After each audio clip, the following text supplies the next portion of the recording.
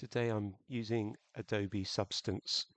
I can put in a text prompt for an animal. And remember, I've got an article where I'm trying to make cartoon images for different animals as if they're humans. Human body, arms, legs, but the head is like a particular animal. And for this one, I want it to be a dolphin. I'll just say wearing a top and trousers. It has hands which are down by its side.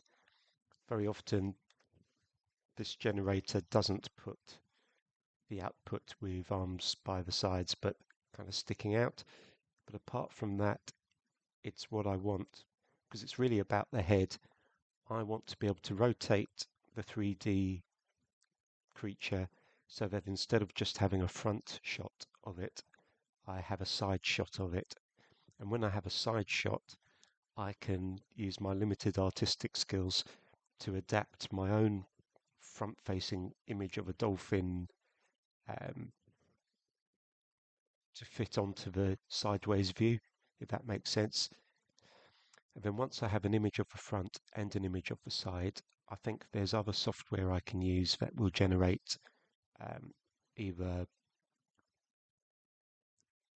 scenes involving the dolphin person at different facing in different directions, or I could have a 3D model that could perhaps be used in a game. So here's the output. It's pretty good. At this point, instead of export an image, because that takes ages, I snapshot and what do I call it? It's a dolphin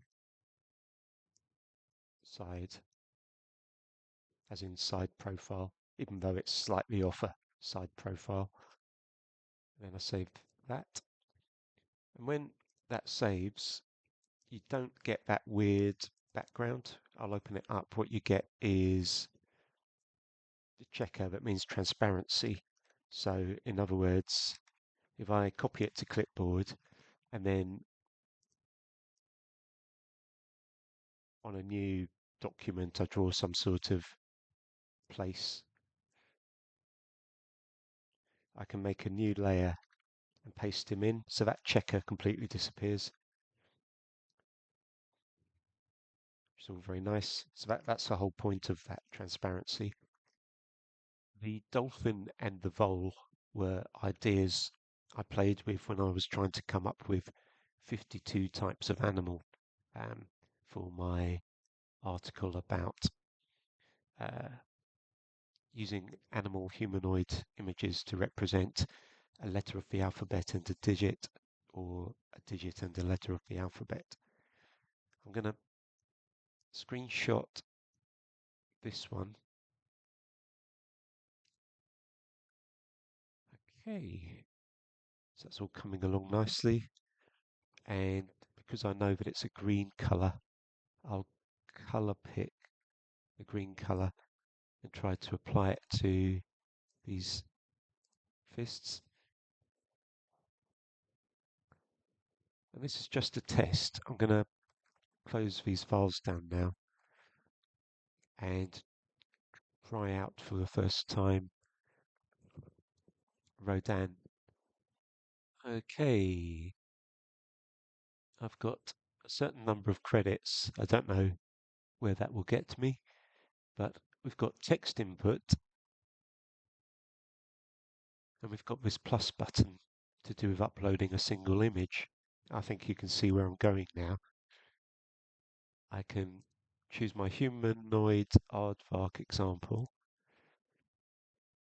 There he is. Plus a text input. Okay. And aardvark with a long proboscis.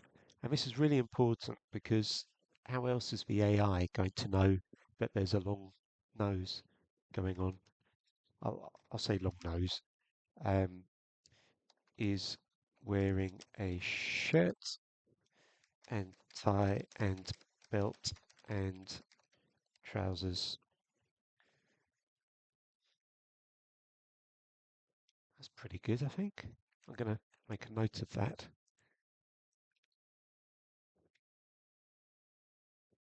Okay. And then I'm not sure about this using an alpha channel. I'm not sure about this private 10 times.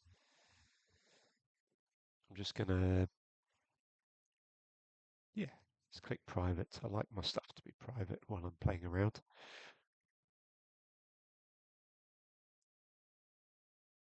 Ooh.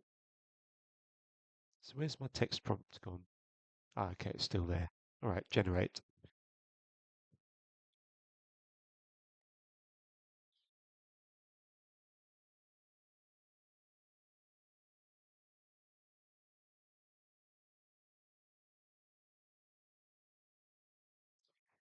If it can do this successfully, then my work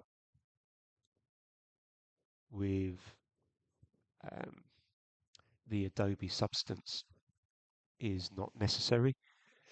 But what I do think is that a side profile would help a tool like this to do a good 3D model. That's my guess. So it says one of two, but I can't really see what it's made because it's covered with this try redo to get better results. I'll click next. Hover to select the direction of the image. I wonder what they mean by that. Ah, I wonder if they mean these things. Well, it's facing front.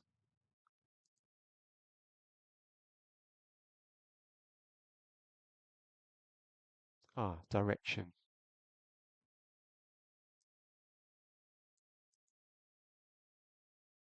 Can I do anything with that? Can I do anything with that?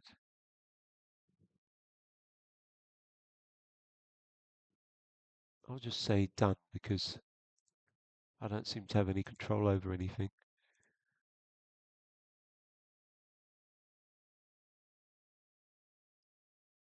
Ah, okay. And he rotates. So this is probably better than what I was doing.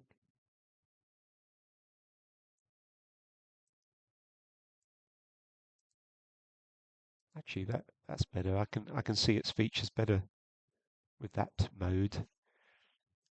I wonder what redo would achieve. I don't see the point of redoing it. I think it's done a good job. So I'll say confirm. One credit prompt for generation of materials is locked. Maybe I have to be a subscriber to be able to use these extra features. But I'll say confirm. So I've heard of OBJ as an extension. So I think I would be quite safe to download it as an OBJ and be able to put it into other graphics related software. But it's got these other extensions, so it looks like they've thought ahead. And then I'm going to download. I think that private lock at the beginning was very relevant. It's publish. I wonder if they have a gallery where people can see the things that people are making. I'm going to click download to download the OBJ file.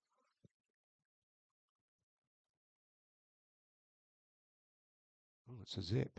Interesting. And then I'm going to click mesh editor because I'm interested in it. What does that do?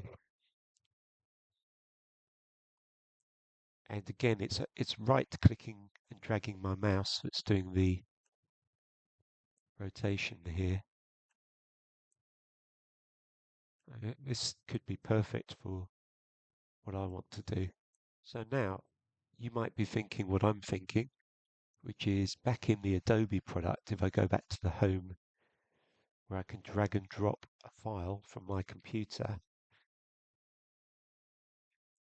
I wonder if a zip is what you can drag into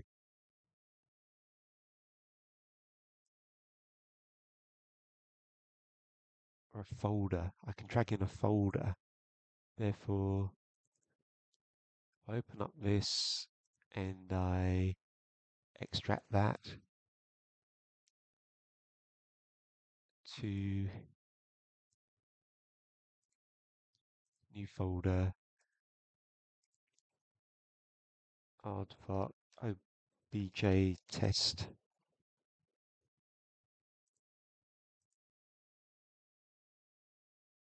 extract. So now we have a proper obj file. I unzipped the obj file that I made, but I couldn't see it properly in Adobe Substance. I just couldn't see it at all. So I'm just going to see if this online tool is capable of doing anything. Open from your device. Is my object file open? Yeah, so they can open it. Let's see what orthographic camera. What does this do? Measure, download, export, share, free orbit.